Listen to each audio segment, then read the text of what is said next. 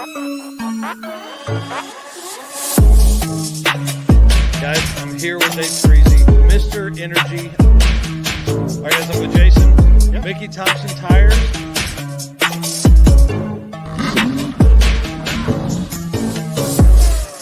All right, guys, I'm here with Justin, Summit Racing. I do. Man, it's exciting.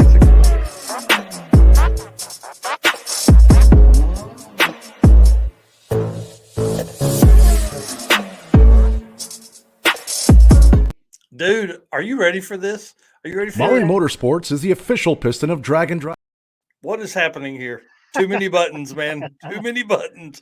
Welcome to everyone as we jump into the Drag and Drive show for March 8th already, presented by Summit Racing Equipment. Guys, tonight's schedule is going to be a ton of fun. The first 15 minutes, we're going to talk about kind of some event updates, community updates, Drag and Drive community updates. Then we're going to have Cooper Bogetti on. You know him, famous YouTuber. He's a podcaster now, all that kind of stuff. And it's just growing a really cool brand. So we're going to have him on. Then we're going to have Emilee Ballard Racing. We're going to have Emilee and Cody on talking about their experience. I have here basically their experience as a power couple in the Drag and Drive scene. They are raced together. They have done tons of Drag and Drives together, or several Drag and Drives together. And in 2022, she was the fastest woman in Drag and Drive. We're going to talk about all that with her. But guys, let's talk about Summit Racing. I found something on summitracing.com that I thought would make a great gift. I thought this would be kind of fun. This is a great way to reward your significant other, we'll say. Hold on, let me get up here to it. Right here, you can save 30% on this grill right here, $500. Dude, Eric, how do I show this to my wife? It's propane, all that kind of fun. So I thought this was kind of neat. I was in the backside of the summitracing.com clearance section and found that. I thought that was kind of fun. Sign me up. Right? I'm not usually a propane grill guy, but I think I'd be in on that one. And obviously you can find that and so much more, everything to finish your car at summitracing.com. Yeah, buddy. Dude, you want to talk about event stuff while we kick this thing off? All right. Yeah, this right here says it all. The countdown to the circuit is on. Yes, the circuit. I'm so ready.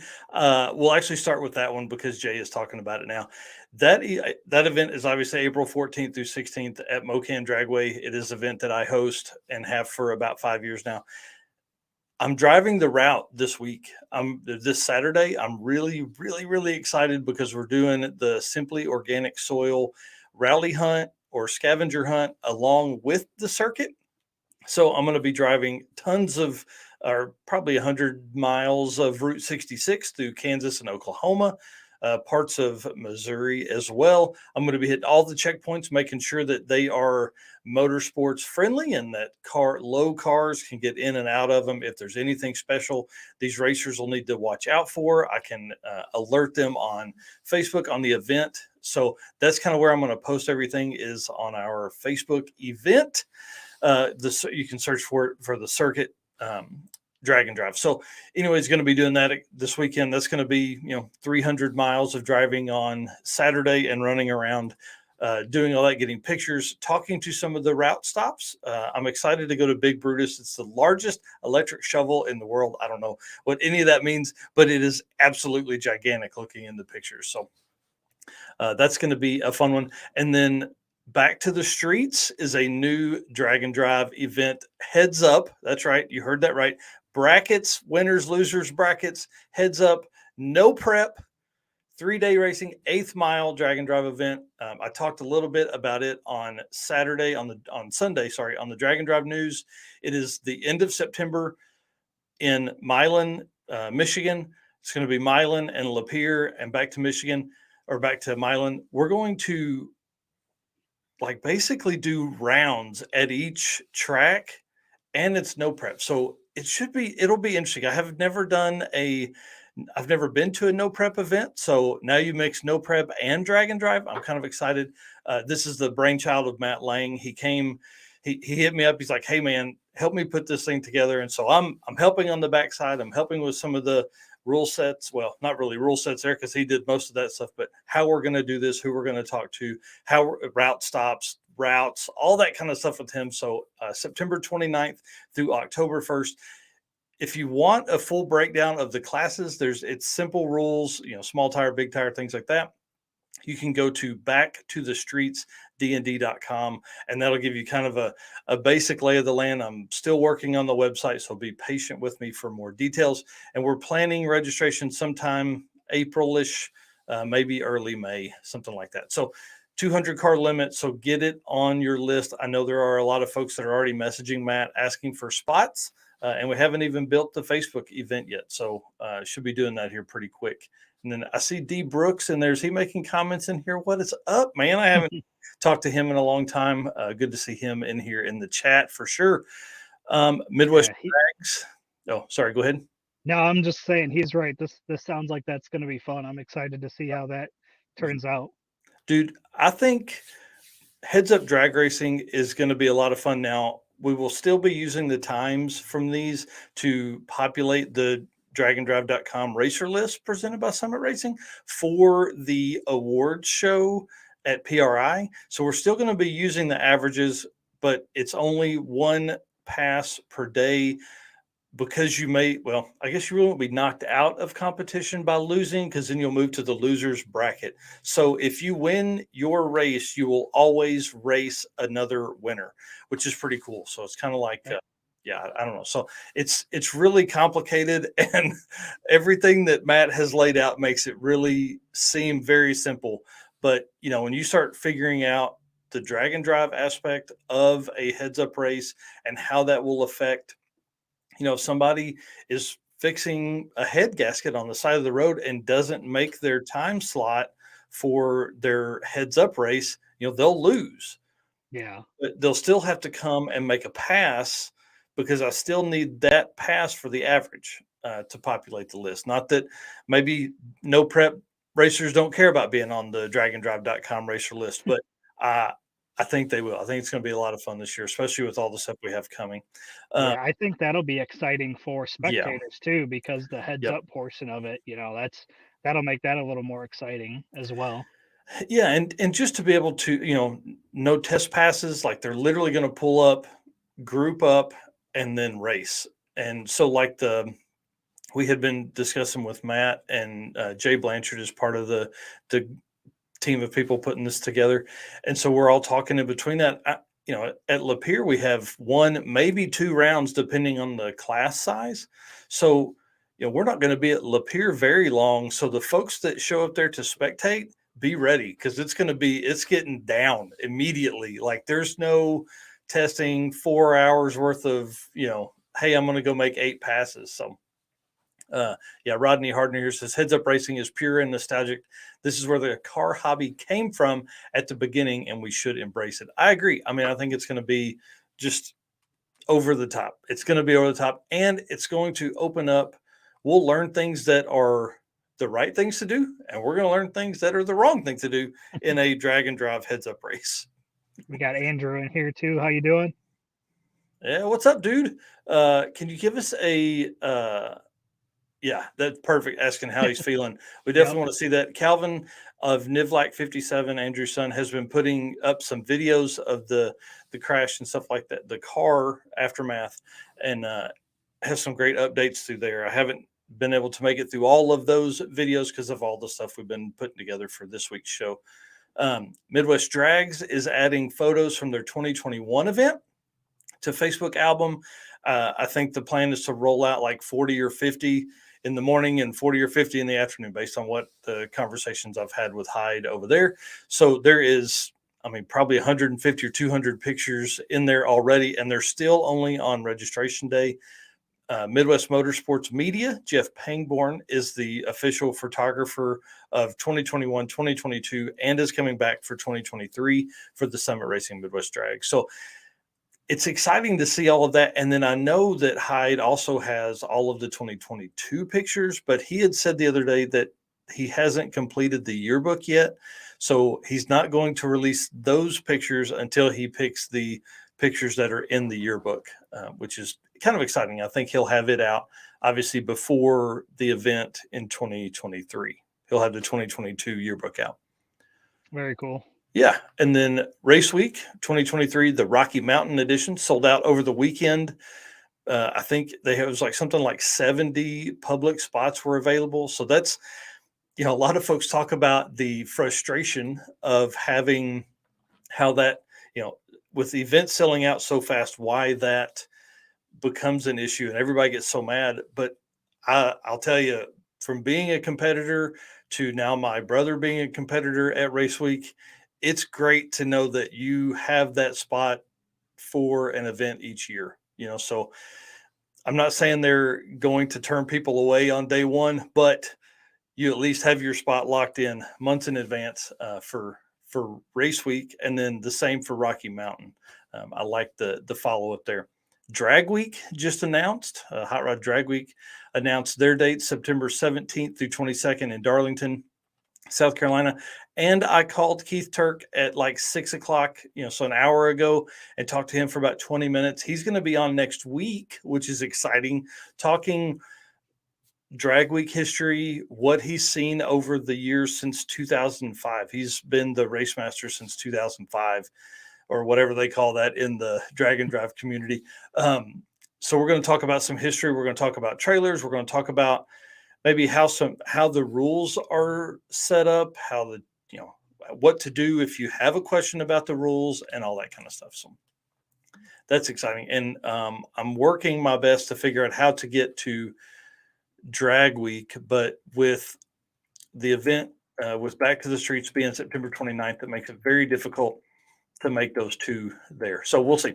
The only event that's open right now for registration is Midwest Drags. So if you have not signed up for one and you want to, Midwest Drags is open. I know they have had a big surge in entries the last 10 days.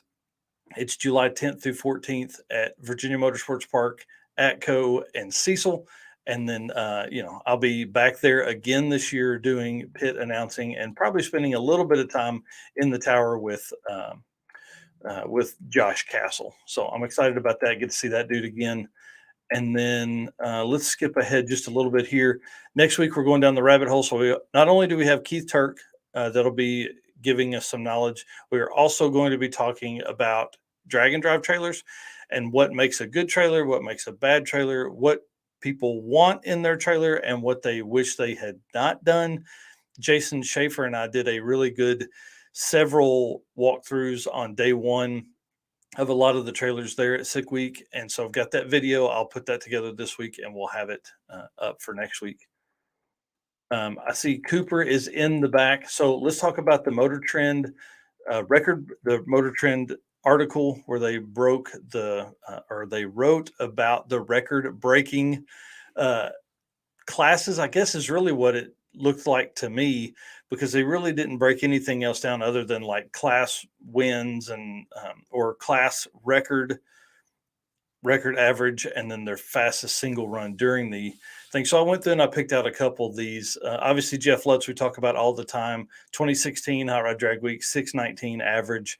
I really was hoping we were going to see some 6.0s from Bailey all week and knock that off. I think that is obviously what it's going to take to bring Lutz back. And we want Bailey to be, he's been in, that's from 2016 Drag Week. So it's been 5 events since then. And, the record still stands. So we want somebody to knock that down. And then Ultimate Iron, Bryant Goldstone in the old car, 2016, set that. So the Ultimate Iron class still has the same record since 2016 at a 658 from Bryant. Pro Street NA, Doc McIntyre holds that record from 2017. Now, here's where it's cool about us having all of the records for doing all of the events is that obviously Doc McIntyre destroyed this 8:0:33 record at Sick Week with a 783 record or 783 average for Sick Week 2023. So in our world, he is obviously the current standing Pro Street or standing naturally aspirated, record holder. But with Hot Rod Drag Week, he still holds it from 2017. So will we see Doc come back this year? I don't know. He hasn't been to drag week since Sick Week started. So I think he chooses one or two events a year or one event a year that he can do. And then Super Street Big Block Power Adder, George Gallimore, since 2016, 774 average. Super Street Small Block Power Adder, Calvin Hayward from 2015 with a 761 average.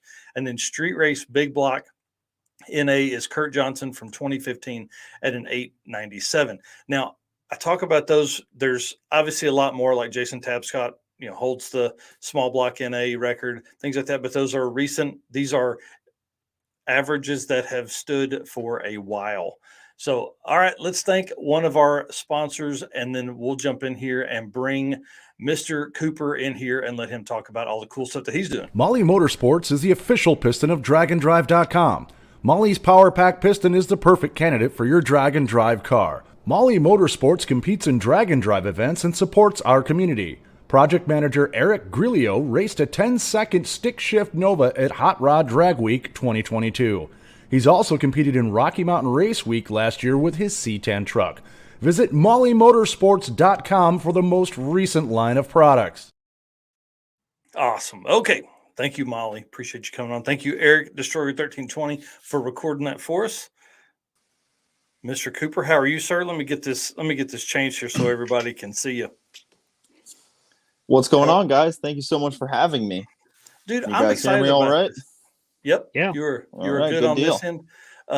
You are a YouTuber. Obviously, everybody knows you from that, but you have kicked off this podcasting, and dude, I got to tell you, I love it. I love the feel I get from watching all this stuff. Like, you have a lot of great guests on and everything. Man, thank you so much. I'm so lucky to be in Bradenton, obviously, around all the good racing and stuff. So I kind of have this lucky leg up, and it's just awesome to get to kind of force people into this like 2-hour conversation where I get to ask them all the questions that I wanted to ask them anyways. Yep. And I think that's one of the great things about podcasting is you get the opportunity to then spend time with those people in a setting that is, people aren't, they're not bouncing around. They're not looking at other stuff. They're not trying to get their car ready to race. So that's what I love about it. And your guests have been awesome too. Hey, thank you, man. They've definitely been a pretty awesome list of people so far. I'm feeling kind of crazy. It's kind of crazy that I've been so lucky to get them. Yep. Really. Yeah, and then I like that you're in person. Obviously, you're not in the studio here with me, and that would be fun. And then Matt Happel was talking about coming down. I see he's number 19 or 20. Dude, I can't wait for that one. Oh, that's a long one. Matt can talk for sure, and I just let him kind of go. He can calls himself. He does some Rambletron videos and stuff. He's Yes. good, dude. Yep. Yeah, 100%. He is the reason, I'll say this again later too, but he is the reason I built my C10 truck right here in my own shop. So, I mean, the sloppy mechanics world is good to everybody. So He's got some deep roots for sure. that's right. Well, why don't you introduce yourself to some of the folks that may not know who you are, which would be a very small portion, but then also tell them where they can find you on all the social media and things like that.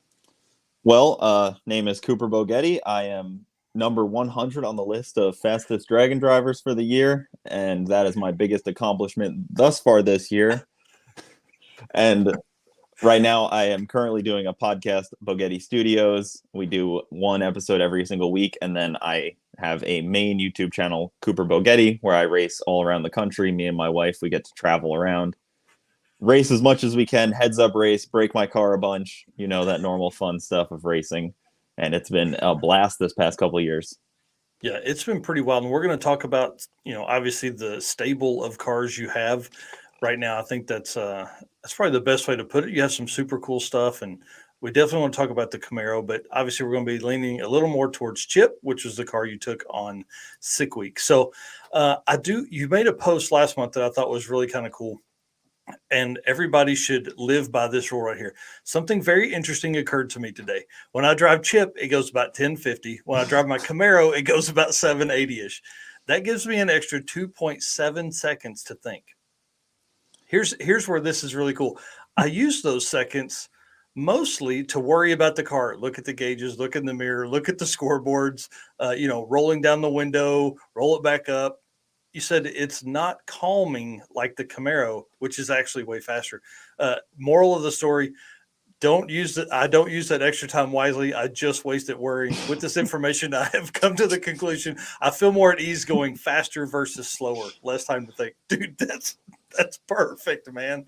That should be like a shirt. It's just too wordy for a shirt. Yeah, I could hang it up on like a poster, like one of those inspirational ones. Yeah. Yeah, it's a weird feeling because when you're going fast, you don't have time. It's all muscle memory. But then once you slow it all down, you're kind of at this point where you're like, oh, is that the smell of the transmission? Is that a leak in the rearview mirror? Like you start to like worry, and you actually have time to worry. So it's kind of a weird realization. Yeah, and only someone with fast cars could understand that. Me, I have one car and it's slow, so I'm like, let's go, please go fast, please go fast. Obviously, we talk about drag and drive. That is what this channel is dedicated to. So I want to talk about your drag and drive history because I'm looking through all the stuff, and do I only see your name on there? Have you only done Sick Week? Is that right? So I've done Sick Week twice. Yep. I did not complete it the first year. I made it all the way until like maybe 4 hours until Bradenton. Like I was 4 hours away from making it to that last track. Dang. So I kind of had this redemption year that I needed. But I've done 2 Rocky Mountain Race Weeks when I used to work with Cletus. I rode with James and Ruby once. Gotcha. And then I did it in a like brand new GT500 Mustang rental car that we borrowed from a friend. Nice. The second time. And that was great. That was cushy. It was almost unfair because the car was like so fast. I would just go all the way up to the checkpoint, drive back, and then follow them the rest of the way. Nice. I was just doing circles. You're like, this thing will run like 100 with the AC on and cooled seats and all the stuff. Yeah, it's perfect. Yeah, we'd go get like video footage for him. Yeah, I forgot about that when I remember seeing that, but I completely forgot about that when we were putting the list together. It was unfair. It was cheating. It really was. You hear that, all you late model car guys? That's what he's saying. You cheat when you bring out the big cars or bring out the newer model cars. One thing I had discussed with, I think Eric a few months ago was that, I think the guys that run late model cars should have to drive with their windows down or something. You can't roll the window up if you're on a drag and drive in a car newer than 2021 or something. Yeah, give them some kind of penalty. Maybe give them like a second checkpoint that's like way out of the way. That's awesome. Well, you talked about redemption. So Sick Week 2023, you are the first number 100 on the list. So it's exciting. 10,323 average for that. And dude, you barely made it. Like the guy behind you is like 003 behind you. And then Rick Trunkett is like 004 in front of you. Average. I was going to say, yeah, what's his name? I'm going to message him on Facebook and say, ha. Got you. Got you by a little bit. That's awesome. All luck at that point. Yeah, I mean, so you took Chip. So that's your 95 Mustang. Yep. SN95, 10,323. When you're flipping through the numbers and how did you come across dragandrive.com and the list, and how did you see it and how did you feel about it? Well, somebody actually sent me a message on Facebook and they were like, hey, you made it to, or they commented it and they were like, hey, you're number 100. And I was like, no way. Top like 100. What? Because in my mind, I was like, nobody keeps track that high. Right. I do a lot of racing and we usually don't even have 100 cars on a ladder. So yeah. I was thinking like, this has to be some kind of like joke, or I guess I didn't even think about it too, because we are the first drag and drive of the year. Yep. So I kind of got lucky. As soon as obviously any other drag and drive happens, I'm going to be completely kicked off the list. You're going to be bounced, dude. Oh, we'll go right to 9s. So yeah, exactly. So I took my little bit. Yep. Yeah, the next big event is Six Summer and then Midwest Drag. So yeah, it's going to be, yeah. So take your dragandrive.com racer list fame right now. Exactly. I'll own it as long as I can keep it for. Until Six Summer is over, I'm gonna be posting about it. That's awesome. So tell us a little bit about the setup in Chip, kind of your engine, trans, power headers, stuff like that. So the engine is an unopened bottom end 5.3. It's got Texas Speed heads cam, and it is a completely stock LSA supercharger, unported, like nothing really done to it. And then transmission is just a Power Glide that I had, and most of the parts that are on it are only on it because when I looked at my shelf of used parts, that's what was on the shelf. Nice. And I mean, you picked a great car to start with. You know, that car is the geometry and stuff like that works well. So it does what it should. That was my thing. I was like, let me buy something that every junkyard has parts for it. Every car store, every parts store has like brakes and like anything I could possibly need. And I tried to keep it as like OEM as possible in that aspect, where everything's readily available. Because I knew once you start getting into weird cars or uncommon stuff, your chances of getting stuff on the road goes down drastically. Yeah. And a truck 5.3 and a LSA. I mean, that's pretty, and that's good for what, more than 500. I don't know. I haven't seen the build stuff on that, but I would think pretty. I mean, hey, runs 1030s. Who cares? I was gonna say it goes like 135 miles an hour, so it's got to be making some good power. But it's on pump 93, so there you go. There's a lot of power on the table just in fueling. But you guys know drag and drive and fueling isn't exactly the most fun thing either. Yeah, that's probably the one question I get the most as the promoter of the circuit is, hey, E85 on the route? Is there E85 on the route? I'm like, I don't run E85, so, figure it out. Yeah, exactly. And that's why I was like, let me just put this thing on pump 93. Yeah. Never have to think about it. It'll run 1030s and I'll be happy with it there. Yeah. So we'll talk more about the other cars you have in your fleet, but why did you choose Chip to use for drag and drive? So I kind of built Chip with the idea of drag and drive. I was like, what's a good platform? And, Fox bodies are so expensive now, but they're pretty much the same thing as an SN95. SN95, you get a little bit more like comfort and stiffness in the chassis. So I was like, let me just buy this car, put it together as like a budget drag and drive, show people that you can go out there, with a $30,000 build, because that's like everything into it, all new parts. If you went up bought them, it's like 30 grand.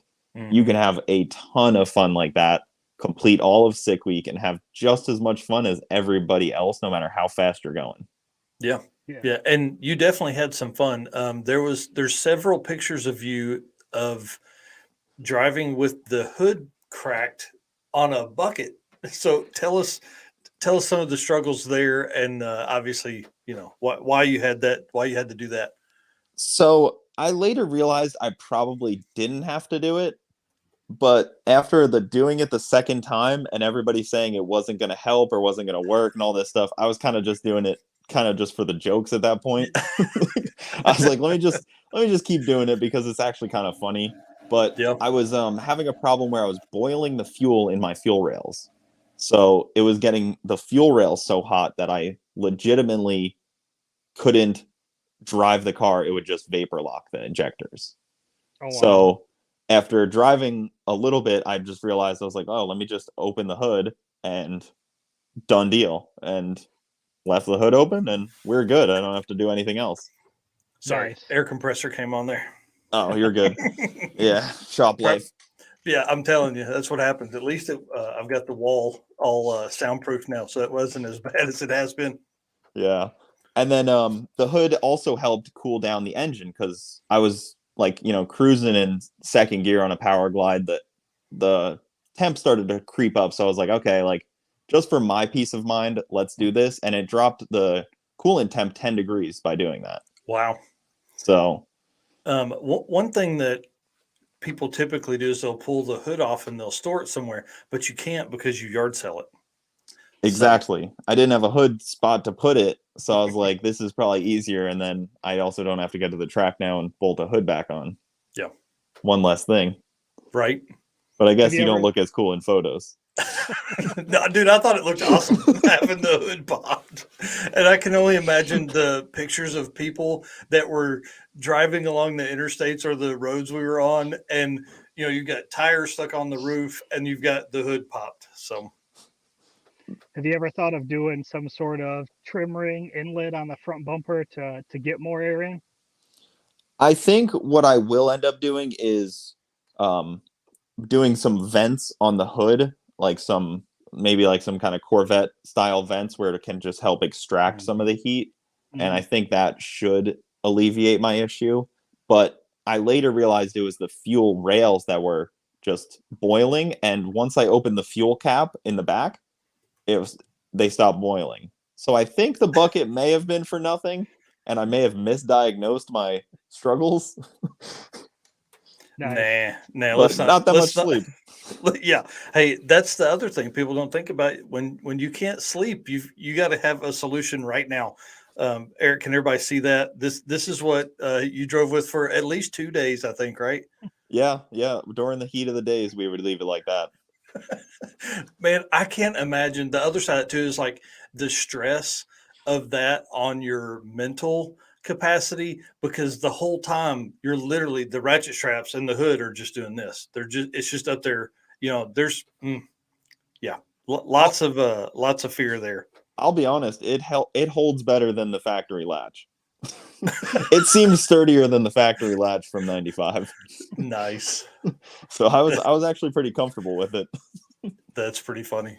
Well, if you ever decide, I know a guy that makes trim rings that go in front bumpers. I probably need that. And then I also have a weird transmission cooler. That's what I should use. Yeah.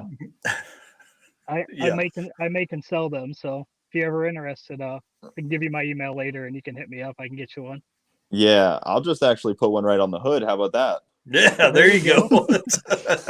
One on each side of the hood of the blower. That's right. One in the front bumper and 2 up on the hood. So you got air in and air out. Exactly. Yeah, now it'll go 9s. So I saw you had Sketchy Vert as your co-pilot. How was he as a co-pilot? How was that experience? Man, Sketchy's awesome. He is like such an uplifting guy, and he has such like a positive attitude all the time. And I am just kind of like a level person, so he really brought up the morale of the team, I guess you could say. Nice. And it was really good for that aspect. He did worry me a little bit once it got dark, and he told me he couldn't actually read the directions. So that was that was our highs and lows, I guess. Yeah, great. That's always fun. Yeah, because co-pilots are navigators. That's their one job. That and radio and water.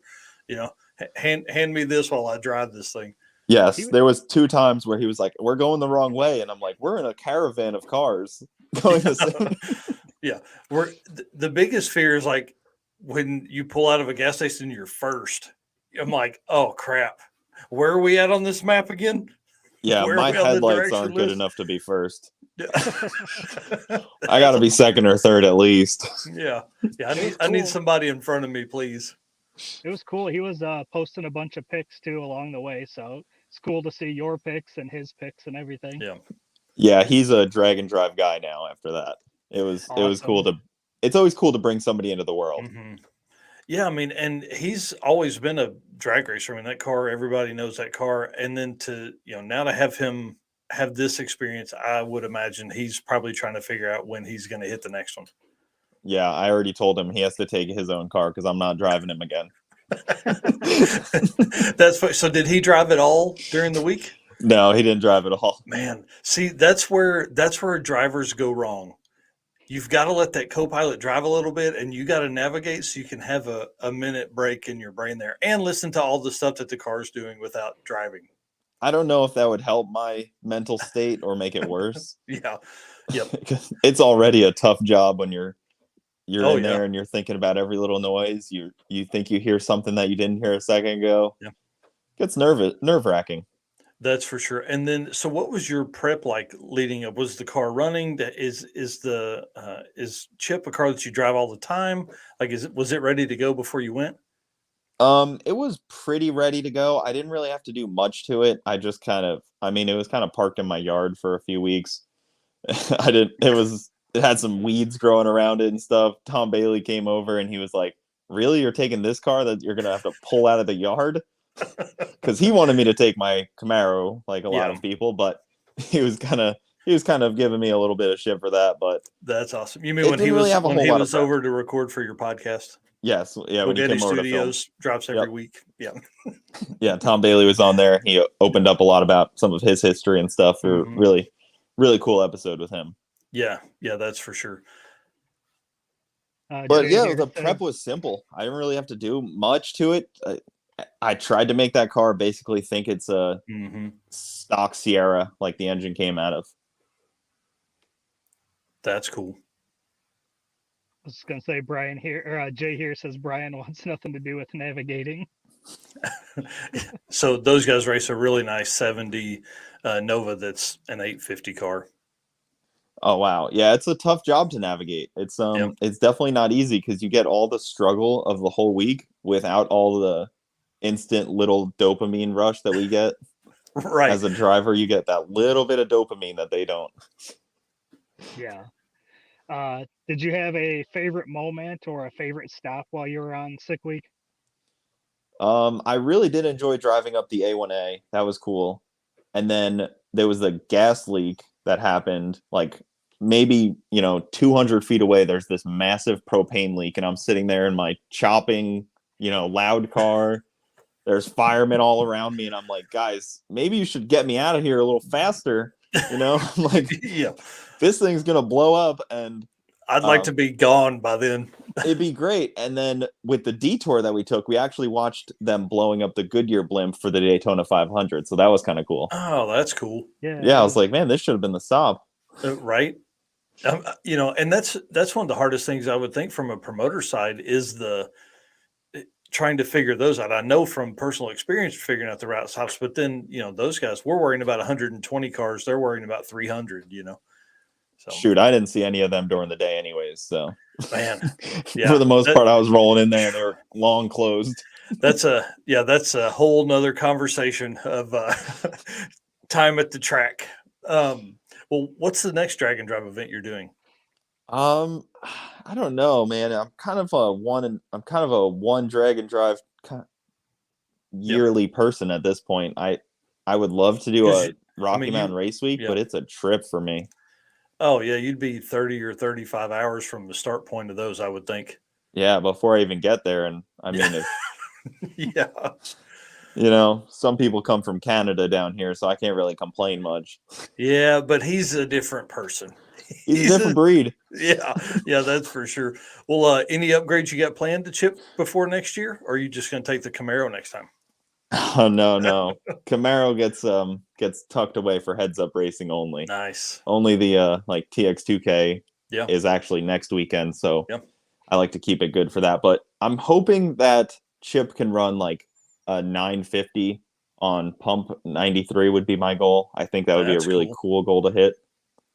Yeah. What do you got planned to get there? Are you gonna like bigger converter, deeper gear? I mean, yeah, probably upgrade the converter. The converter is just one that was like I was in a trans shop and he was like, hey, I got that one over there on the floor, and that's the converter that I've been using. So there's probably a good bit to be gained there. Yeah. And then ported blower, that goes a long way. And maybe just try to pull some weight off the car because the car's a little heavy right now, 3,200 without me in it. Oh yeah. Yeah, you should be able to do that easy. I mean, 950 should be should be next up. That'll be exciting. And I think that's what's cool about keeping these records too, is like, as you see like 2022 or, especially for Chip too. So you got 2022 DNF, 2023 1030, and then you will just continuously see the upgrades made and car going faster and stuff. So that's cool. Exactly. And I love sick week. I mean, I get to actually see Florida where I don't even see most of this stuff. People are like, oh, you must see all this stuff all the time. I'm like, I take the highway. I don't take the back roads where I'm going. Yeah, I get on the interstate and I drive 85 miles an hour wherever I'm going. Exactly. Yeah. We even drive past my house, and some of this stuff is roads that I normally wouldn't take. Yep. That's what I love about it, dude. That's what's so cool about a drag and drive, especially the national events, the week-long events, is because it really makes you take the time to slow down. And, oh, hey, that's a cool gas station. And all my race car friends are there. I'm going to pull in and talk to them. And so you really, it is a vacation. It's one of the hardest vacations, but it is a vacation. Oh, yeah, for sure. And the nice thing is, like, when I set off to go, my wife, she's like, who are you going to be like with? Who are you going to be? I'm like, I'm with everyone. Like, I just stop and like, I always make the joke. Like, I talked to probably 150 of the racers that were out there just because I don't know. That's how I am. I talk to everyone that I see. Yeah.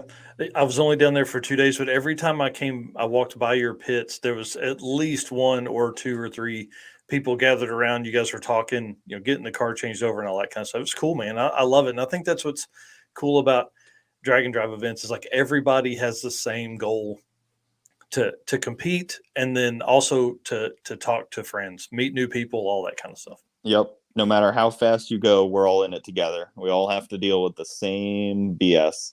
Yeah, that's exactly right. We got a question here from L&A Auto Works. Are you going to try to get someone like Alpha to tune on the fly at TX2K? Yes, my tuner Alpha will be. He most likely will be at TX2K, but if not, he tunes remote for me. I just send him a log and he sends me back more power and doesn't tell me what he changed, but he just says, just do the same thing you did last pass and hold on. Yeah, Nice. That's cool. Like, you're not going to tell me what you did? Nope, just hold on. Okay. So the blower and chip, is that off of one of the Cadillacs, or was that just a spare one you had? Yeah, so that blower has actually been around. It was a GM recalled unit that I bought for $700 5 years ago. Now they're worth like $2,000, but yeah, I put it onto my CTS V1. I used that car, and then I took it out, put it into my Camaro when I first built that with an LS, and then I used that for a little while, and then I took it off and put it onto chip now. So it's been around. It's made some passes, it done some burnouts. Exactly. And the Camaro with that same blower went 960 on ethanol with a little bit bigger of a motor, but so yeah. I have some hope for Chip. Yeah. Well, you already mentioned we won't see the 2JZ Camaro on a drag and drive, but what about any of the other vehicles? You plan on taking any of those on an event, or just Chip? Well, I have a CTSV wagon that I really do like, and it would be awesome for a drag and drive for me, but I think my fans, rightfully so, would make fun of me for taking a car like that. Like driving a comfortable Cadillac wagon where you can hold all your stuff comfortably and you got AC seats and it goes like 11.0. I think people would make fun of me for that. Rightfully so. I would think they should, because it's like what we were talking about. The late model stuff is almost like an easy button. Yeah. Yeah. And late model stuff is fast. And so you look at the numbers and it's great, but there is just something about windows down, no AC, having to listen to the car that you just put together. In your case, no overdrive, or do you have an overdrive on the Power Glide? No. You're overdrive. An animal, dude. What gear do you run in the back of that car? It was the gear that it came with, a 373. Holy jeez. It was horrible. Yeah. But hey, it worked. It worked all week. So it did it. I wasn't the quickest guy going down the highway, but we made it there. Yeah. Right. So I'll take that. Right. So what are all of the other vehicles and project cars that you still have? Well, I still have basically everything. I'm really bad at getting rid of cars, even though I should get rid of cars. So I got two 240s that both are mixed use. One's a street car, one's kind of a drift car. I have the Camaro, Chip, and then CTSV wagon. And that's pretty much it for stuff that would be fun race cars. A 240 would be a good drag and drive car because they're simple. Yeah. Yeah. You talk about parts availability, though. That would be my only concern with that car. But, other than braking, they're independent rear, right, Eric? They are, yes. Yeah. So axles maybe be the only thing you need to bring with you, unless traction kills stuff. That's what happens. Yeah, you saw it down here in Bradenton when all the big tire cars would get some tire shake, drive through it, and that's broken parts. Yep, every time. Oh yeah. Yeah, that's been on my list. If I take my 240 here on an event, axles are definitely on the list, because I haven't taken it to the track on actual drag tires. It's only been on street tires, and it doesn't hook up for anything. Yeah, but that's why you have the Mustang. So let's just take that. There's these guys over at IDS. They can put a Mustang rear end in that thing. Oh, I know. It just depends on how race car I want to go. I kind Yeah. of like the street car still. It's a 5.3 T56. Yeah, but them IDS kits make it just a Mustang back there. That's awesome. So let's switch gears. Let's talk podcasting because you've dropped a bunch. 17 have been released so far. I think I Yep, saw today. I did listen to the Jay Barry one today. That guy's really, really smart. for Like sure, man. He's that was a not. great one. Thank you. Yeah, he was.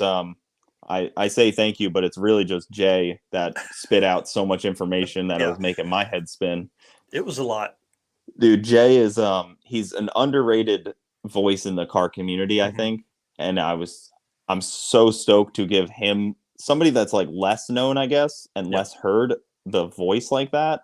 Yep. And it's cool because the podcast stuff kind of keeps growing. Like Yep. the video, when you launch it, it doesn't drop off views in 24 hours, kind of like a normal YouTube video does. Mhm.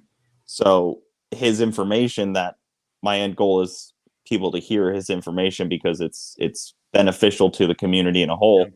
My goal is for that to be heard by as many people as possible. So for it to keep growing over time is a really good experience. Well, and a lot of the information on his especially is stuff that will only get more. I don't know. It'll only be listened to more as time goes on because of what he talks about in there. I mean, he talks about EPA and he talks about, how ethanol is going away, which was crazy to me. I shared that link today to it.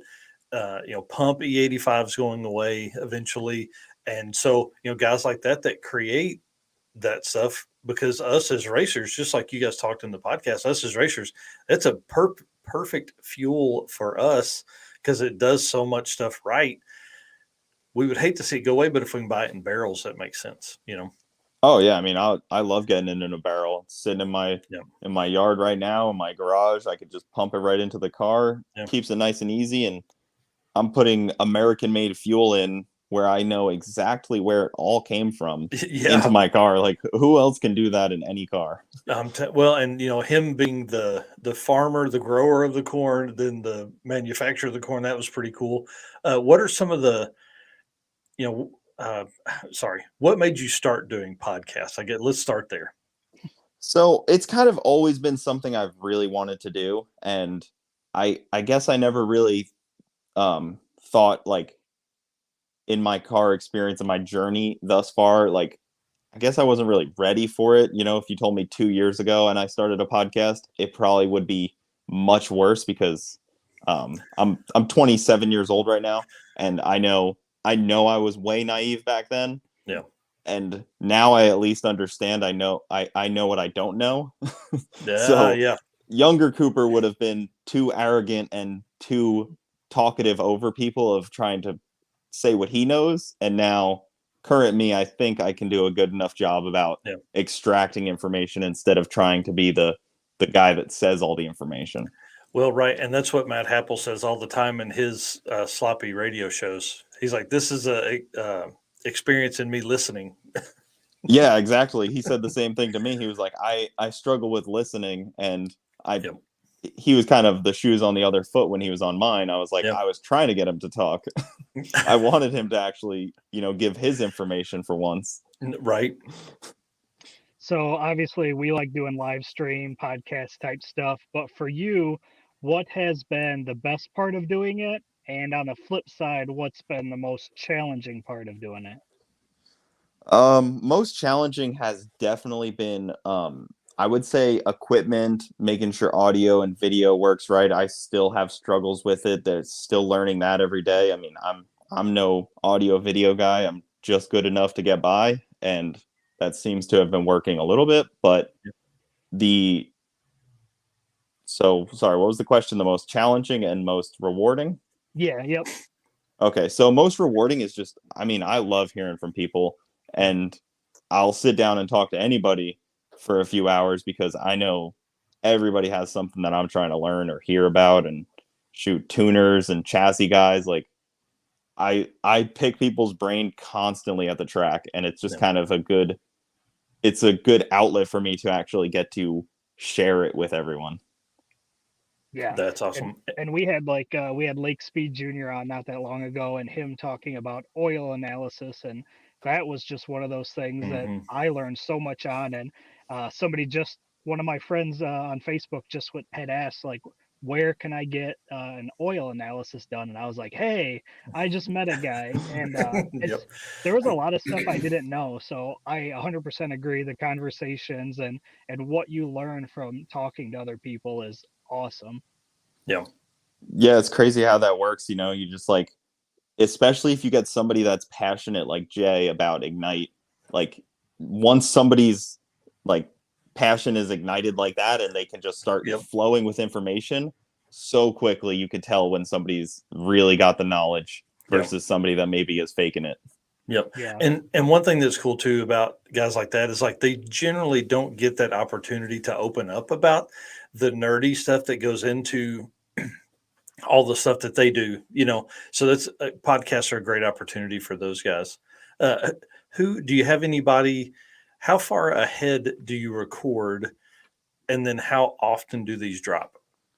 Well, I record whenever somebody pops up. So I have a couple ready to go. I have Don O'Neill is going to be coming out soon, probably next week. Matt, 1320 Video Guys, and whenever I have the opportunity, I'll just record one. And I try to just put them out every Monday to give myself a little cushion because I got some racing coming up here.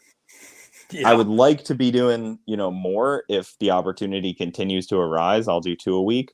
But for now, it's just every Monday. And if I can stack them up, I'm gonna definitely do that. Now, the ones we've seen so far have been in person. Is that kind of your plan moving forward, or do you think you'll do some kind of like this where you have, like use StreamYard or something like that to interview guests?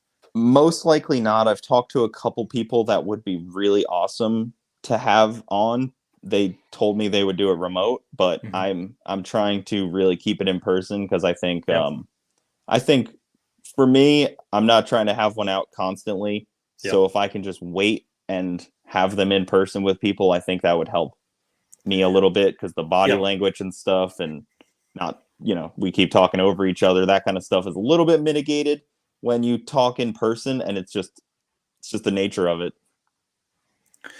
Yeah, and you get a lot more feedback. You're really like they're literally sitting in front of you. Exactly. It's definitely a way different experience. Yeah. That's cool. And then, so obviously I said earlier, Matt Happel is the reason I built my truck the way I did. I cut down my own harness. I built my own crossover and log manifold and all that kind of stuff. I've been on Sloppy Mechanics for a long time. Should we expect that one in the next 2 weeks? Is that, and is it 3 hours long?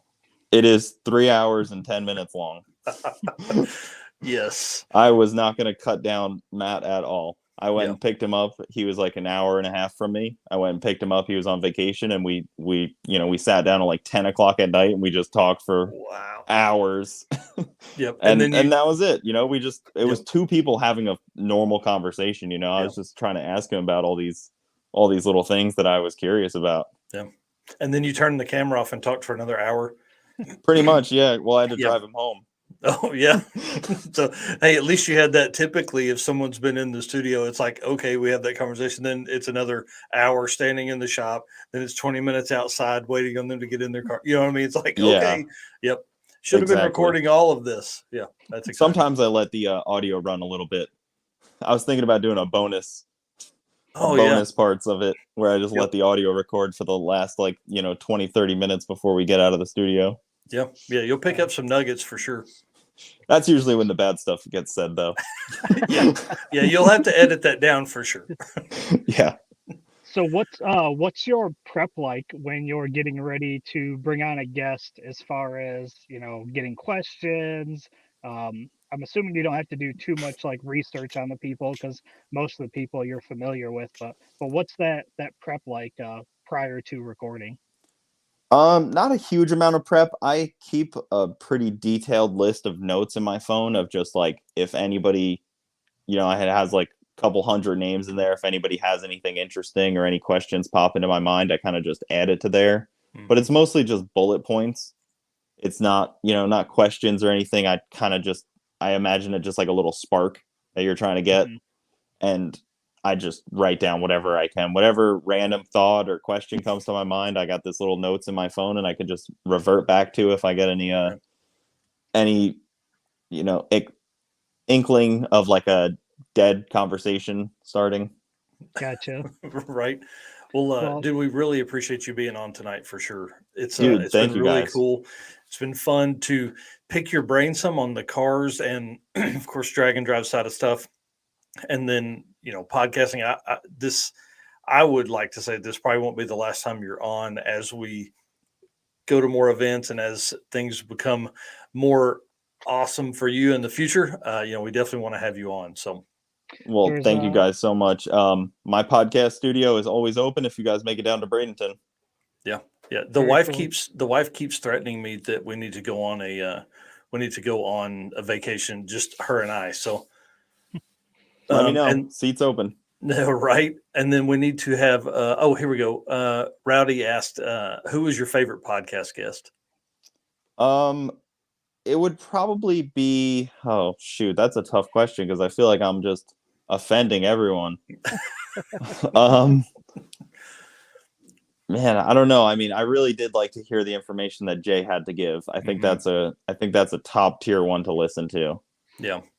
I agree with that too. I think that's it. That's a good one that I would say. I would have Jay back on immediately. yeah, anytime. And then Daniel Lane, another sick week competitor here, gotta ask Coop his favorite place to get spaghetti. There's a little hole in the wall shop up in Tampa called Aldolfo's, and that's the spot. Awesome. That's the spot. It's hidden. Well, you said the podcast drop on Mondays, and that's on Bogetti Studios on YouTube and Facebook and all that. Do you drop them everywhere? They're on YouTube and then Spotify and all of those podcast platforms. Nice. Yep. Nice. So all over the internet.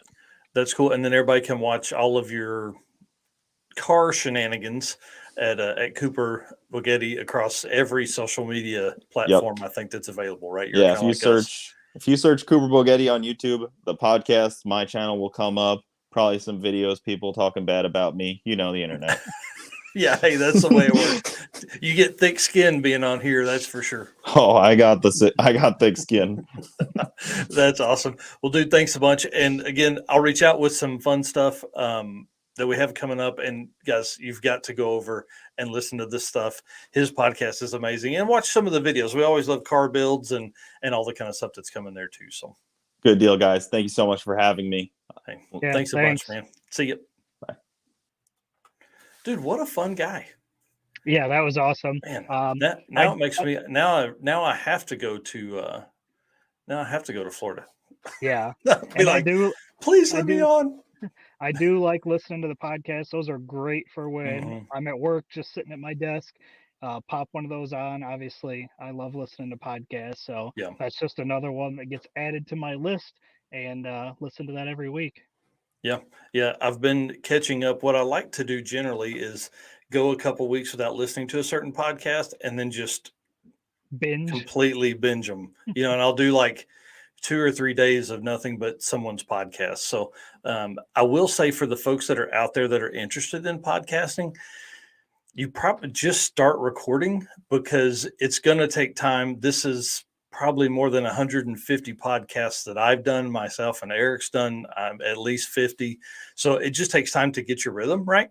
Yeah. But then at the same time, it is a great way to document the stories that are told. Used to people pass down stories. Now people don't pass down stories. So this is how we're going to do that for future generations. When my grandkids are looking at stuff, I want to say, hey, Pawpaw was cool at one time, So I do see that Emilee and Cody are in backstage. So that's awesome. They are our next guests. I do want to thank our friends at Sweet Patina, though. We're excited to have them on board as the Sweet Patina Built for Drag and Drive sponsor for 2023. Sweet Patina has detailed products, apparel, garage art, anything that you need for your garage or car.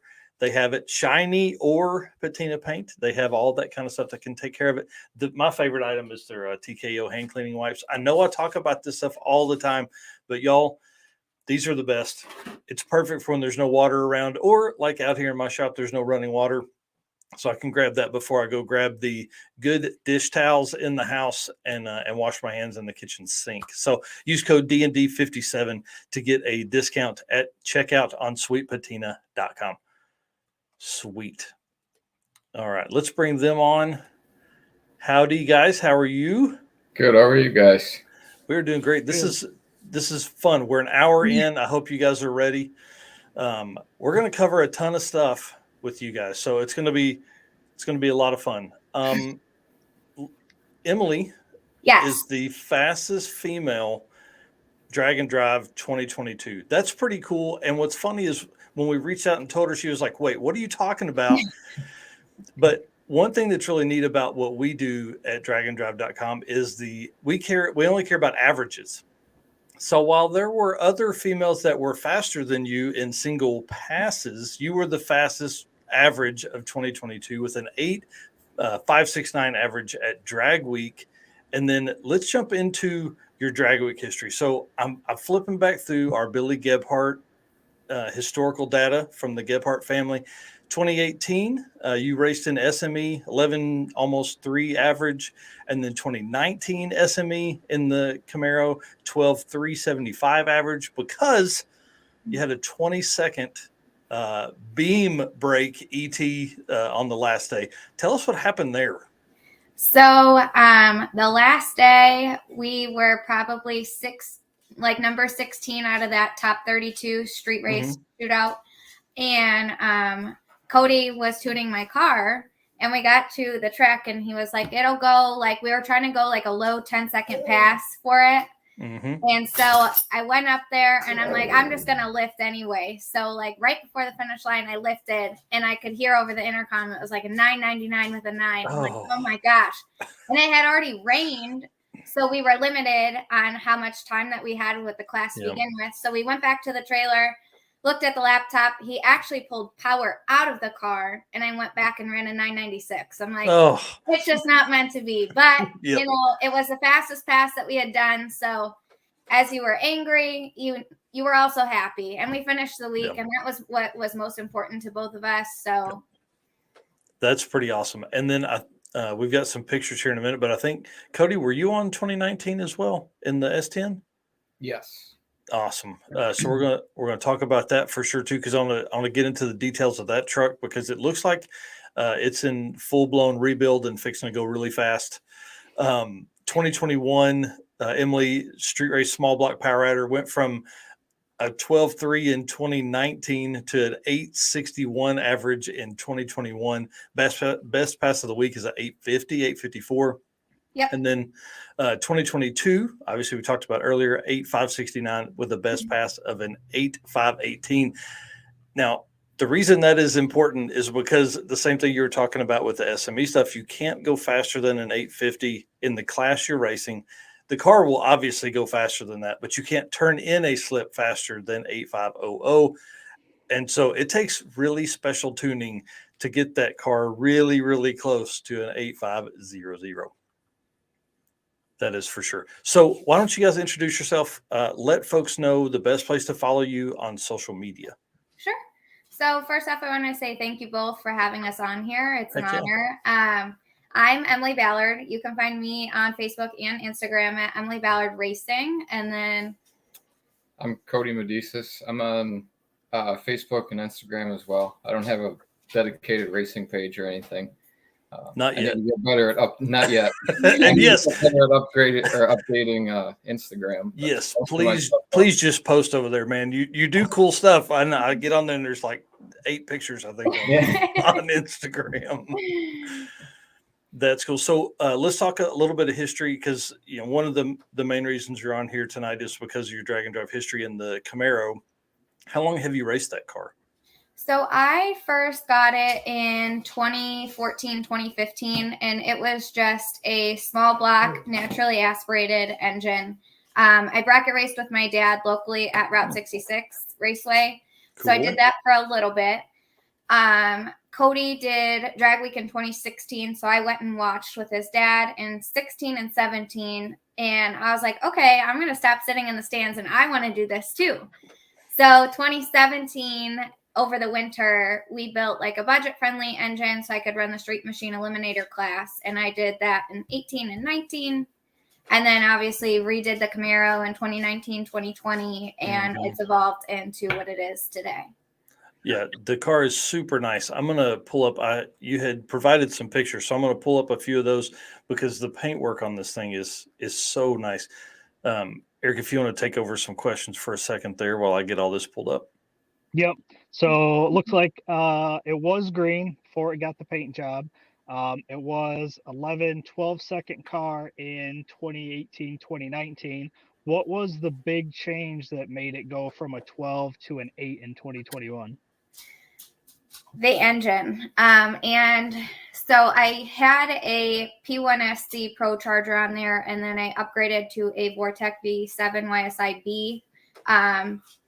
So obviously the power adder was different, but I mean, the main component was upgrading the heads, the block, pretty much everything. Nothing from the engine that I ran in 18 and 19 is on the one that's in there today. Dang. And so it was a full-blown. Oh, yeah. Is it same engine or a whole different engine? Whole different engine. Man, I can't imagine the hours spent smoothing this paint. Me neither. Way too many. Yeah, I can only. So this is the setup in the green car, right? Or when it was green. Yep. And then this setup here, obviously, is this now? Yes. Is this current? Okay. Yep. Wow. So it's LS3 with a Vortex supercharger. Do you want to give a little more details about the rest of the combo, engine, trans? Sure. So I have Frankenstein heads on there. The trans is an FTI Power Glide. I have a Pro Torque converter, a Cam Motion cam in there. We pretty much just run about everything that we can with the top of the line, just because what we're doing with the car, I want to make sure that everything is durable. Do you know about what horsepower range it is, or have you had it dynoed? We figured, what did we say on Drag Week? Based on the fuel map, it's making on Drag Week running 850, it's making about 1100 or so. Wow. With room to grow when we race locally. So Nice. When you're not as concerned with going 8.5 or 849. Yeah, I wanted to give it a little extra cushion because, like, the one year we got stuck in Bristol, and who knows where else we'll be up in high elevation. You got to have some give to it to still run 850. Yeah, that's for sure. And the 850 class is my favorite class, bar none. I love the tuning it takes, the car it takes to get there, all that kind of stuff. And 850 is I really feel like it's only going to get tighter, if you can imagine that. We've had several 851 averages as we've the last 2 years. So I saw your car personally at PRI 2021, and I just seen Mike had a picture of it too, next to Tom's LS Honda Civic in the Red Horse Performance booth. Were you also at PRI 22? No, we were not. Well, we were there. The car wasn't there. Okay. gotcha. Yeah, we always go just, to see what kind of new products coming out and stuff like that. But yeah, the car was there in 2021 with Red Horse, which they're a main component. All of their plumbing and fittings are underneath the hood and throughout the car. Yeah. Very cool. Yeah, great stuff there for sure. And then, Cody, let's switch gears a little bit, talk about the S10. I would say, and I'm going to pull up the pictures here. It looks like, you've had the truck maybe together for a little while. And then now you're, I guess, in the process of rebuilding it, maybe? Is that the statement? I built it originally. I was 18. I bought just a junk roller. I wanted to do Drag Week, so I built that. So 16 was my first year out with it. Mm-hmm. I raced it at Drag Week 16, 17, 18, and 19. That's awesome. As well as a bunch of local racing. And from the damage done in 19, I hurt the engine. I finally got it back together in 20. the plan was to go to drag week with it. Well, that got canceled. So went and did some local racing. And it was at Cordova here, right by the river. And it was in September.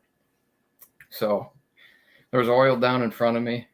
I don't know if there was kind of a combination of what happened. And the track was shut down for at least an hour. By the time we got up and going again, it was about 11:30. That was the first pair down. And about 3:30, it took a hard right turn right into the wall. Oh, ouch.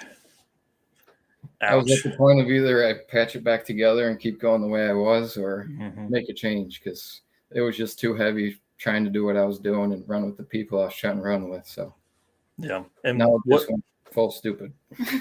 Well, I was just saying, what's the new ET goal for the truck? Might not be right away, but it'll go in the 6s. Come on, let's go. Hang on, and I accidentally closed down the window of your truck because you've got a awesome setup for it. Hang on just a second, and it's more of my style. I'm a turbo guy. Do you want to talk a little bit about what the combo is going to be in that, or?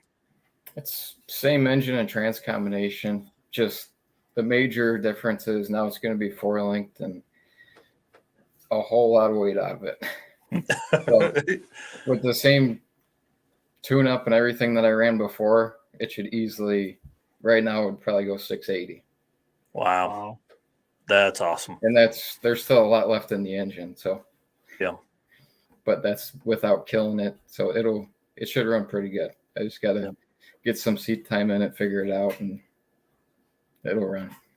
Right now, is this going to end up being? Will this truck drag and drive anymore, or is this just heads up? Yeah. Nope. Yeah. I won't stop doing that. That's what we like to hear. Yeah.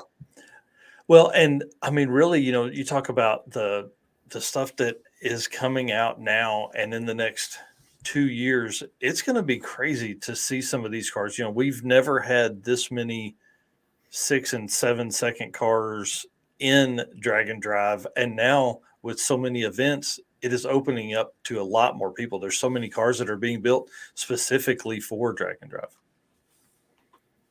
So yeah, it seems like it keeps evolving. Yeah. Bring it on.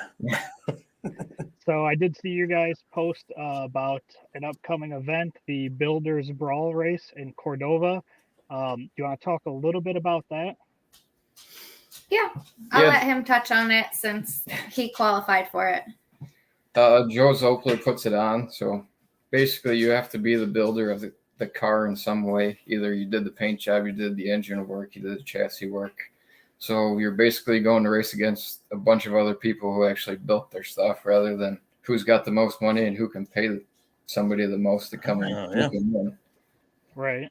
So you have to apply and you get judged by 5 people to verify that you're a true builder. You actually did the work. And so once you get into that, then you choose what class you run. And I'm going to run it with the Camaro. So they got a class, it's called High Five. So on the Friday night before the event, they draw out of a hat of an index. So it's anywhere, I think, from like mid 5s to like 580 or 590. And then you have to shoot for that index. So you have to know how to tune the car and make it. It's a no prep as well. So you got to make it stick on a no prep and then run an index. Yeah. That's pretty interesting. I like the drawing out of a hat. And I guess they would have probably like 580 and 570 and 560. I think that'd be fun to do like a 563 in their number. You know what I mean? Like just something crazy. Mix it up. Yeah. That sounds real fun, actually. So you said you're driving the Camaro. I'm assuming you've drove that at least a few times, right? Yeah, a few times before she stepped in it a couple of years ago. I didn't drive it last year, but I've driven it just about every year. Last year. Okay. She didn't get to drive it a whole lot, and she's been doing pretty good. Yeah. Now I'm just sitting waiting my turn. Yeah. That's pretty cool. One soon. So Well, Cordova is actually not too far from me. It's only about 2 hours. So I'm northern Illinois, right on kind of Wisconsin, Illinois border, Rockford area. So Okay. that is an event I might check out. And then another one that I think I found through you guys is the Central Illinois Streetcar Shootout. So that's another event you guys are going to be at, correct? Yep. Yes. Yeah. So that one will be a lot of fun. It is July 14th and 15th. They're actually doing a drag and drive with it. So you'll get an extra grade point if you do the drive to Havana. So you'll check in at Cordova. I think you'll do 2 test passes that they have to see, and then you'll make the drive. So that should be a lot of fun. It's always a good group of people that run that race to begin with. So I think it'll draw a lot of people. Yeah, Kyle cool. Kyle Beaumont with the light blue Trans Am is the guy that is heading up the drag and drive stuff of that, and we've been talking, I mean, at least every week, if not more often than that, about routes and registration. How you do registration, how to set that up, what constitutes a drag and drive, what we look at, what will be. So, for the racers that are planning to do that side of the event, you'll populate the dragandrive.com racer list as well. Okay. Yeah. So that's kind of exciting. It's a regional event is what we call that. So it's like, at least 2 days of racing. Yeah. So, Yeah. It'll be cool. yeah.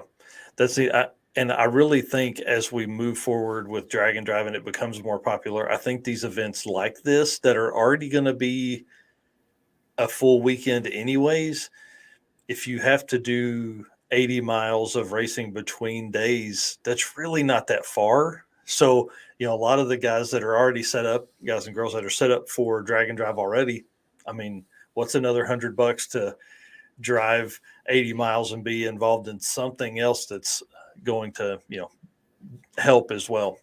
Yeah. Right. The whole community and be more fun, And it's something different. It's a heads up Yep. race at the end. It's not like drag week where it's a test and tune and see if you can make it a whole week. Yeah. You got to make it track to track and then go try to win the event. Yeah.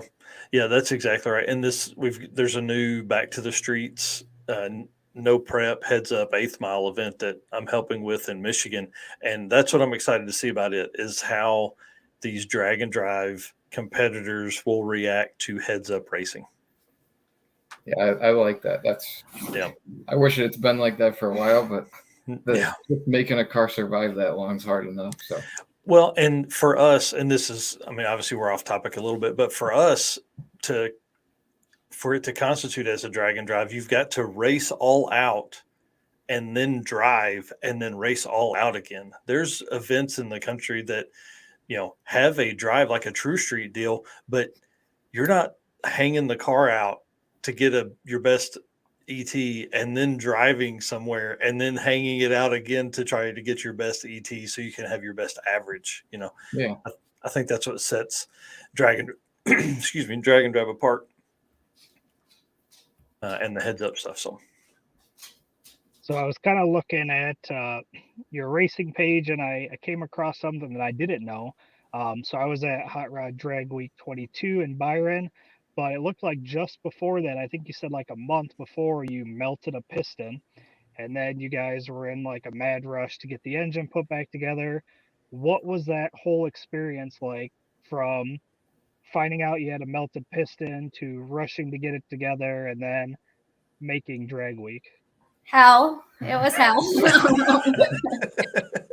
So we, with the way that the car is set up and the rules for Drag Week, you can only have an air-to-air intercooler, or, I mean, you could have any type, but it can't be past firewall. So we went air-to-air, and just everything is running hotter. And so we were going to put on meth injection to try and cool it up and hopefully run smoother, quicker.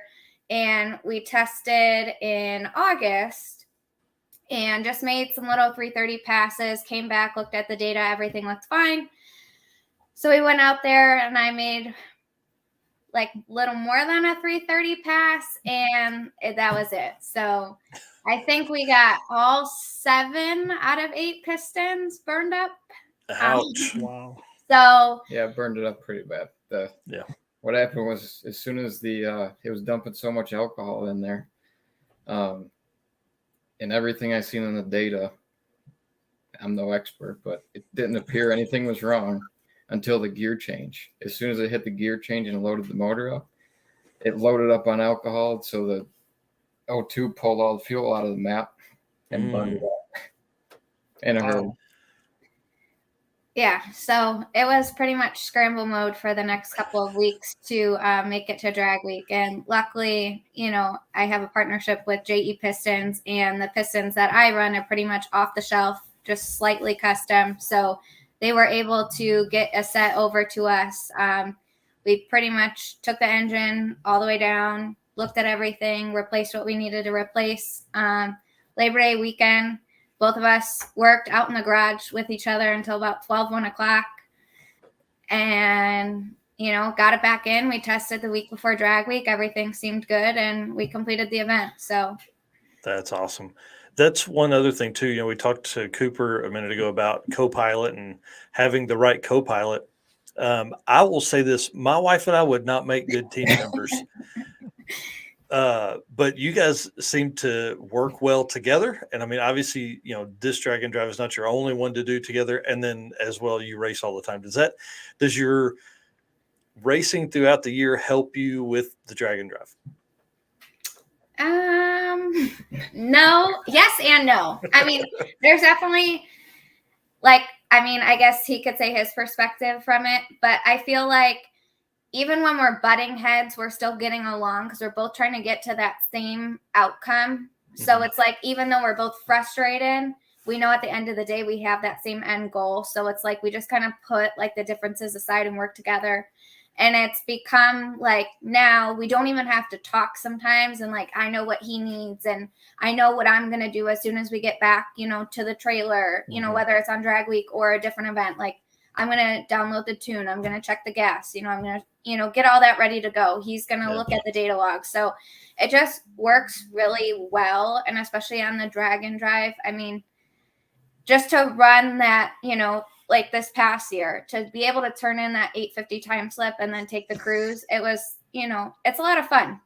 It's our vacation. And by the end of the week, we're so slap happy that we get along probably more than we should. Yep. I mean, I'll let him tell his perspective because it's probably different. You said about the drag and drive, there's really no preparing.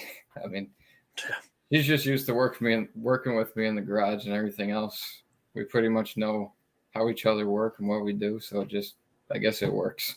I mean, we do bump heads, but I don't think it would be the same if we didn't. Well, right. And a lot of times for a lot of couples that are, we always say power couples with drag and drive racer couples, the people that have been together a while and know they've been through a few events together. It's funny. You end up like Bill Spangler and Joe Fritz. They're not a couple.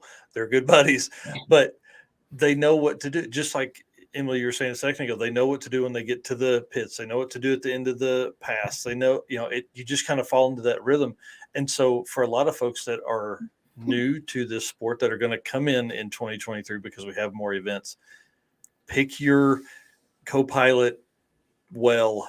Don't be with the person that by 2 days you're ready to strangle them. Yeah, we've seen plenty of those episodes. Yeah. Yeah. And hey, the other thing of that too, it's okay to fist fight in the ditch. Yeah. Get up, work it out, and get back in the car and go on. Yeah. Because we've all seen that. Have you guys had other co-pilots besides each other? Yes. In 2018 and 19, the first couple of days we both had I had my dad. He's had his dad and somebody else with him. Wow. Cool. That's cool. That's so. Really, How was it? How was it having your dad? Did you tell your dad what to do? That's the question we're trying to ask here. No. We argued about just about every little thing because we're pretty much the same person. So it was just in 2019, I brought a trailer. So he wanted to bring everything that could fit in the trailer. I'm like, we're not bringing all that. So then that was an argument. But, it was a lot of fun. It's something different, which is really neat because, I grew up with him bracket racing all the time, so this is a totally different element for him. So as much as we butt heads, like I said, he's my best friend. I talk to him all the time. So it was a lot of fun when he was with me. He fell asleep, which I don't even know how is possible. Hey, listen, when you're running on 4 or 5 hours of sleep, anytime a man of age gets still, it's not hard to go to sleep. I'm telling you. Yeah, no, it was, I think it was 2019. Cody was racing his truck and lifted a head gasket, I believe is what it was. And so our dads took his truck from a gas station and limped it to a hotel. And he came with me, and these two were pushing his little 4x8 enclosed trailer up into a U-Haul with ratchet straps. So I wish I had that video, because we're driving and they're telling us the story. I'm like, why would you guys do that? Yeah, they should be on here to tell that story. Yeah. Right. Yeah. Then by the end of the week, we got to the racetrack, and there was, I think we probably had 8 people trying to get my trailer back out of the U-Haul. And just about all 8 of us got run over by it. So I don't know how 2 of them got it in the truck by themselves. Oh my gosh. Well, I was on the phone with Keith Turk earlier, setting up his interview for next week. And I told him that you were going to be on tonight. And he said there's a funny story about the carbon fiber bumper that was going to be on the car. And he said, we'll probably talk about it next week, but if she wants to talk about it, definitely let her tell her side of the story. So, the biggest thing about the class you race in, I guess, is there's, you explain it. So carbon fiber bumper was allowed, but what happened around that? So we built my car and went to drag week with no bumper. It has a chin spoiler on it. So I was up at the top of the line. And if you know Keith, he's a very nice person, but he's got that smile where he's like, yeah, you're in trouble. So he pulls us over to the side and he's like, and he takes out the rule book. I'm like, oh my gosh. And he's like, you're going to have to run unlimited. I'm like, I can't run. Like, I have an 850 cage. Like, I might as well just pack my stuff up and go home.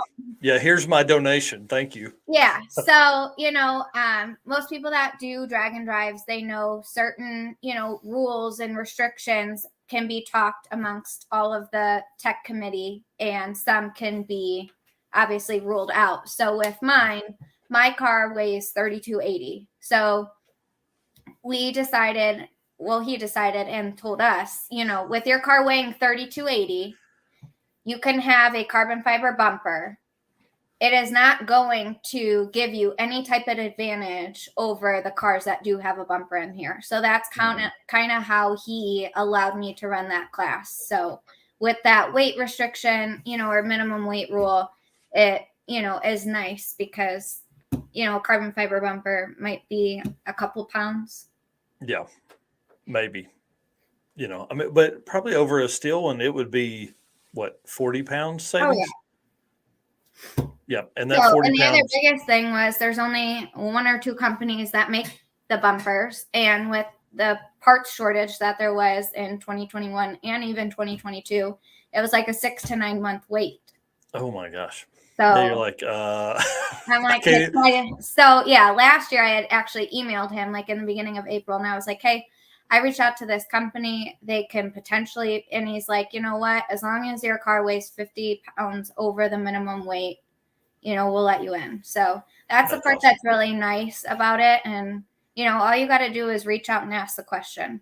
Yeah, but don't reach out. He will not answer questions in a Facebook group. Yes. You'll need to discuss that with him through email or phone call or something. Yeah. Yes. Yeah, for sure. Nick Hooten here says Cody loves smoothing paint. We can tell that by the paint on the car. Yeah. So is that what you do all day, or is that just what you did for that car? No, I work in a body shop. That's what I've done since. I was able to do everything I've done, build my own stuff. So that's cool. Done it every day since I've been 15. Wow. And then Greg says that Cody loves painting cages. Yeah, because I just painted a cage in his car that might actually see a drag and drive this year. Nice. Bring it on. Bring it on. Yeah, Bill Elkin says it really is a beautiful car. He is with Thank you. Parts Online Network. So he was taking pictures at Drag Week, and then I'm sure we'll be out again this year because I would assume you guys are planning to do Drag Week 23. Yes. Yep. That's the plan so far. Yeah. As long as I can get my stuff together. Right. Any other drag and drives that you've got on the list, maybe?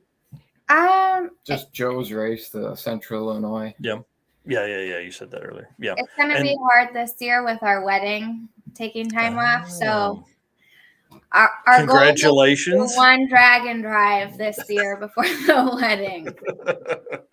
That's awesome. Well, congratulations to you. Marriage is certainly fun. I'll be married 14 years. I don't know. After 10, you just lose count until 20. I promise, honey, I love you. She's not even watching this, so it doesn't matter. So somebody, no 6th summer?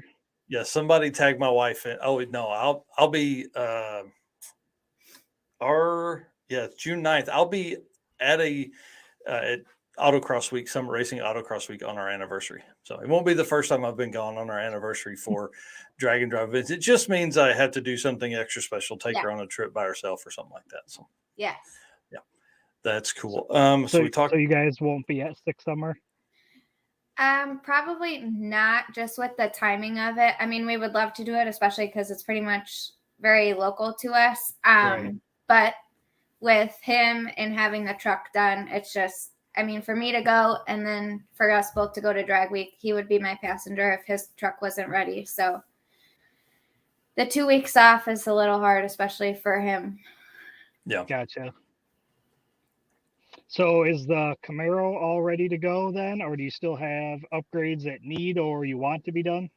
Nope. This is the first winter that I have not had to touch it, other than back in October. I think you guys had seen that I got the new billet specialty wheels, so swapped those out. And then Cody actually is running a Delta Pag water pump and fan, so I'll probably upgrade those as well. But other than that, It's been really nice to just not have to touch it.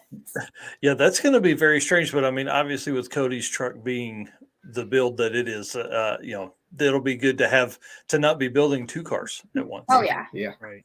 Yeah. And the motor was crashed the end of last year, so it should be set and ready to go. All it has is Drag Week on it. So that's awesome. The Delta PAG stuff is so nice. It's I love the brushless. Is it all the brushless stuff, the fan and the motor or the pump? The Delta. What's that? The Delta, is it all brushless? Oh yeah. It's all brushless, so Yeah. it's low amp and it moves more water than what my Messier pump did. So it should help keep it cooler as well as. Yeah. John is one of those guys that's really, really smart. I love talking to him all the time too. He's been on the show a couple different times. So as leading up to, I guess this will be a weird question to ask for what's your prep look like, but if your car's running and doing well, there's probably not a whole lot of prep that goes into your drag and drive program for Drag Week, right? Yeah, I mean, for mine, obviously, it's limited with the 850 cage. And last year, we know that we were able to surplus that substantially with running at Drag Week and an event after that, which is really nice because it gives us a lot of cushion. And that's kind of what we built it for. So to see it doing that, I mean, we struggled with it in 2021. We were pretty much maxed out on power, and I ran that 854 on Friday. So now to have all that wiggle room, I mean, it's really nice. And the car really doesn't give us any issues. So with me running my Camaro and him running his truck, it's nice to be able to kind of have one car where you can just change the spark plugs, put gas in it, change the oil midweek. I mean, check everything over if something obviously is a red flag, but, to focus on his stuff and just get in mine and take the cruise. Yeah. And you talk about 850 cars being the car you can just turn the key and cruise anywhere. I mean, that's crazy to think that car is that now, compared to, 5 years ago. If you told somebody that you could just cruise around in your 850 car, they'd think you were nuts. Right. So, That's pretty awesome. So Mitch here is asking if you can still fit in the driver's seat of the Camaro.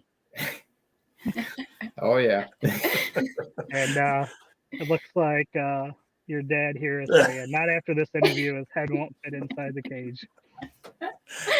That's his bedtime. Go to bed. He's just mad because one of my 8th mile time slips are faster than one of his. Oh, And wow. he has to in front of a group of people. That's fun. That's, This leads perfect into the next question. You mentioned you raced with your dad. Does he still race? Yes. So actually, he had a 68 Firebird when my car was green and just the small block. And when he saw what we were doing with my car now and upgrading everything, he sold his 68 Firebird because he could not run 920s and allow me to go 850s. So now he has like a 2000 Firebird that can run like 820s, 830s. And now he's talking about trying to upgrade that. yeah. It looked like in the picture that you had sent over, and I've closed all that out now, but it looks like that car is way more race car than what the Camaro is. Yes. Yeah. Oh yeah, that's all fiberglass tube chassis. Ah. He's just butthurt. to go 2/10 faster than his daughter. I mean, yeah, man. Gotta love the family competition, right? Oh yeah, there's a lot.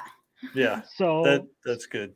So has he done a drag and drive, or is there any chance that he will do a drag and drive? I keep telling him to just buy a street car and do it.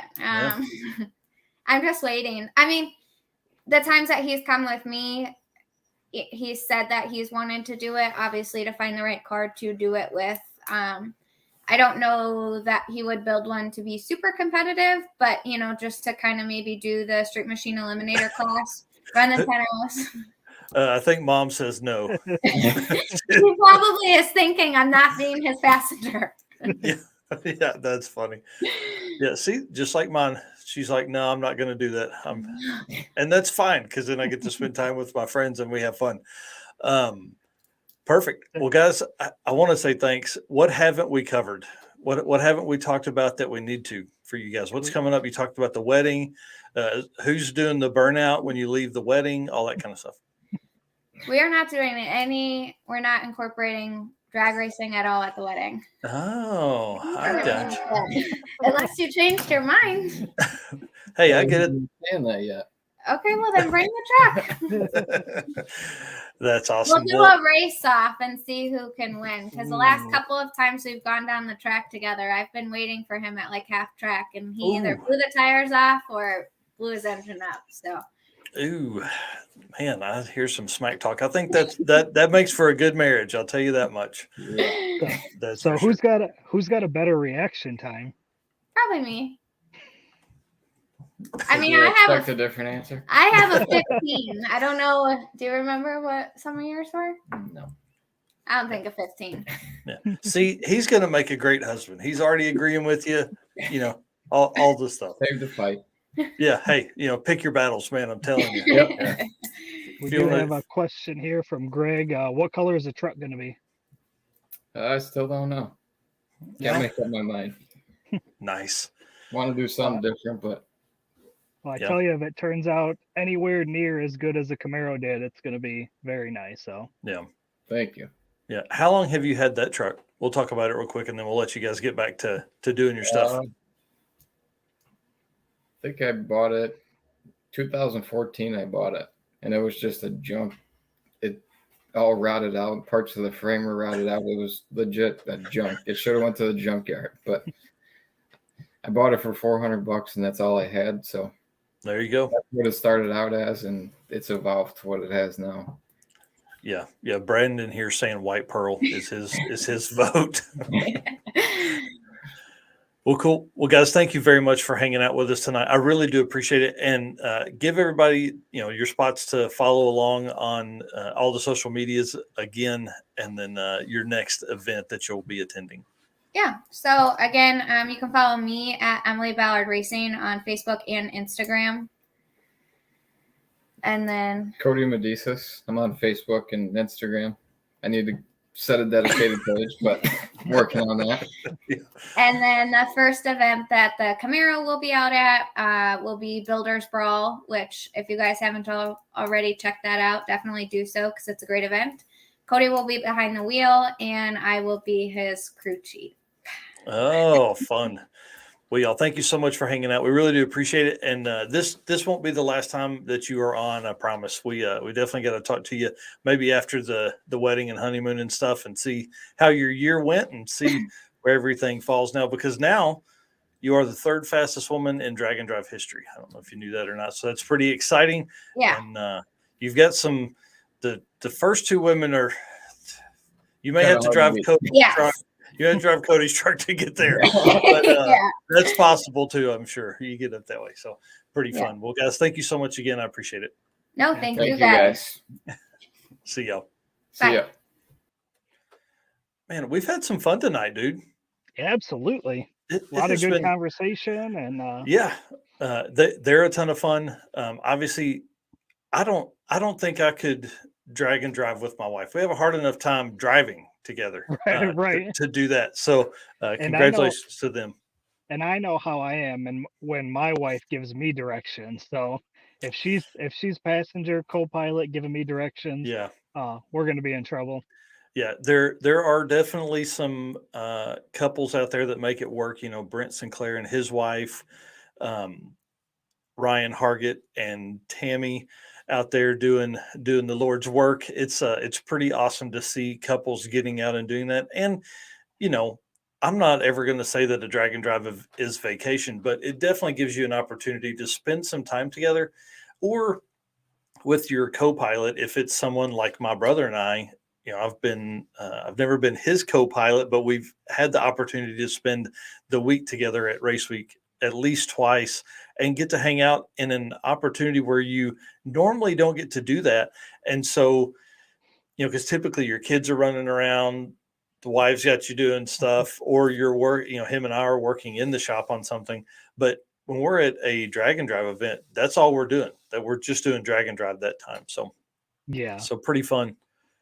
Bill Elkins, I don't know about vacation, especially for media guys. Bill and the team at Parts Online Network are coming down for the circuit. You're going to be here for the circuit, but you're going to be running the camera, the big video camera, and then editing stuff. I'll be helping with some of that as we go throughout the weekend as I can. And then Jesse Fox confirmed that he is coming, and our official event photographer is Chris Story Photo. So I'm excited to the next couple weeks is really leading up to the event. So we've got a lot of posts that are scheduled, that are coming, that are spectator driven. We want as many people in the stands as we possibly can. And of course, with having the cruise night, it is a little different than a typical drag and drive event because we are not racing for 3 days straight.